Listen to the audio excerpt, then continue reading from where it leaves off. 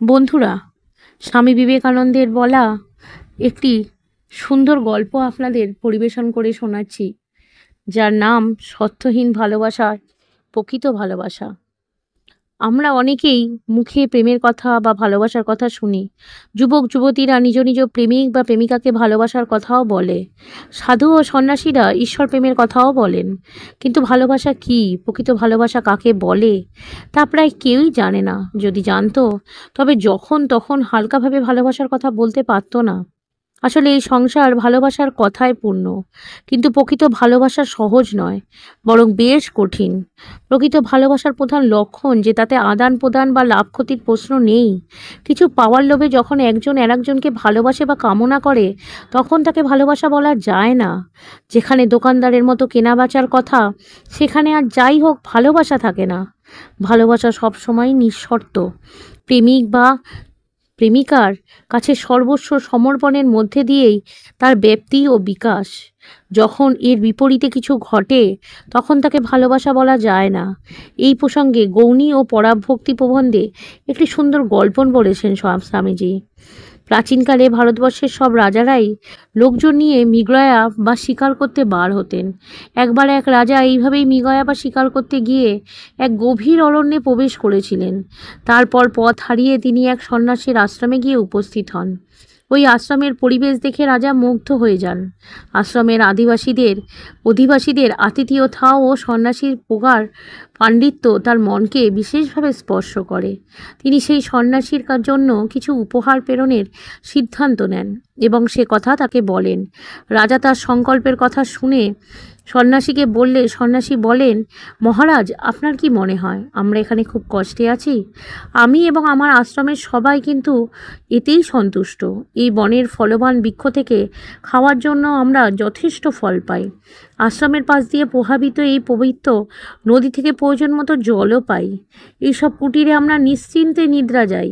আমাদের কোনো ধনসম্পদ নেই, তাই দস্যু বা তরস্কের কোনো ভয়ও নেই। সুতরাং আপনার উপহারের প্রয়োজন কি? রাজা কিন্তু সন্ন্যাসীর এই কথায় তার সিদ্ধান্ত থেকে সরে এলেন না। তিনি বারবার সন্ন্যাসীকে তার রাজসভায় যাওয়ার কথা বলতে লাগলেন। তিনি বললেন, মহাত্মা, আপনি যদি আমার কাছে কিছু গ্রহণ নাও করেন, তবুও দয়া করে আমার রাজসভায় একবার অন্তত আপনার পদধূলি দিন। আপনাকে সেবা করে বা আপনার মুখ নিঃসৃত অমৃতময় বাণী শুনে আমি এবং আমার পরিষদবর্গ জীবন কৃতার্থ করি। রাজার আগ্রহ ও আবেগ দেখে সন্ন্যাসী ও আশ্রমবাসীরা সবাই খুশি হলেন। এরপর আশ্রমে পরিত্যাগ করে রাজা একদিন ফিরে গেলেন।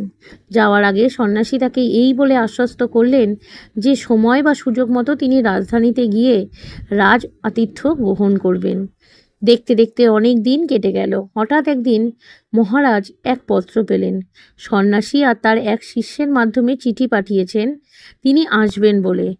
রাজা এবং পরিষদবর্গ সবাই এই চিঠি পেয়ে আনন্দে মেতে উঠলেন। যথাযোগ্য সমাদর ও মর্যাদার সঙ্গে সন্ন্যাসীকে স্বাগত জানাতে সবাই উৎসুক হয়ে অপেক্ষা করতে লাগলেন। তারপর সেই নির্দিষ্ট দিনটি এসে গেল। সশিষ্য সন্ন্যাসী রাজধানীতে এসে পৌঁছালেন। তাকে সসম্মানে প্রাসাদে নিয়ে যাওয়া হলো। সেখানে রানী ও রাজকন্যারা সোনার পাত্রে রাখা সুগন্ধি জল দিয়ে সন্ন্যাসীর পা ধুয়ে দিলেন।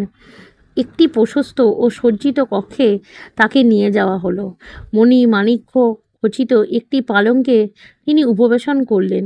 এরপর সন্ন্যাসী ধ্যানে বসলেন। রাজা এবং অন্যান্য পরিজনবৃন্দ সন্ন্যাসীর সামনে হাত জোর করে দাঁড়িয়ে থাকলেন।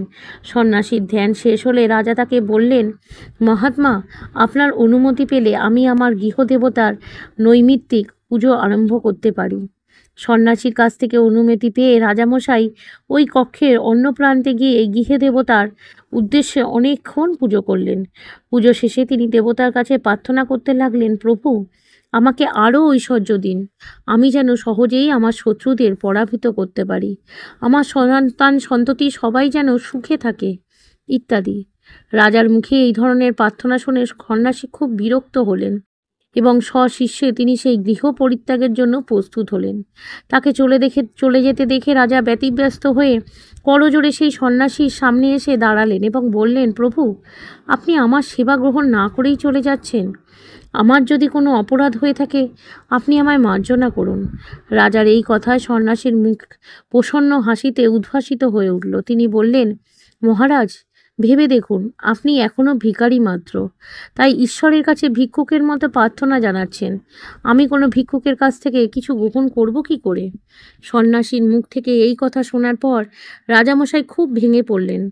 সন্ন্যাসী তখন তাকে বললেন, হে রাজন, আপনার মন থেকে এখনো লোভ ও অহমিকাবোধ দূর হয়নি। এর জন্য আপনার চাওয়া এবং দেওয়ার মধ্যে ভালোবাসা ও শ্রদ্ধা অপেক্ষা লাভ ও অহমিকাই বড় হয়ে উঠেছে। আগে আপনার মন থেকে এগুলো দূর হোক, তারপর আমি আপনার আতিথ্য গ্রহণ করব। সবশেষে সন্ন্যাসী বললেন, মহারাজ, ঈশ্বরের কৃপায় আপনি দিব্যদৃষ্টি লাভ করুন। মনে রাখবেন, সত্যহীন ভালোবাসাই প্রকৃত ভালোবাসা। এই বলে সন্ন্যাসী রাজগৃহ ত্যাগ করে নিজ আশ্রমে ফিরে গেলেন।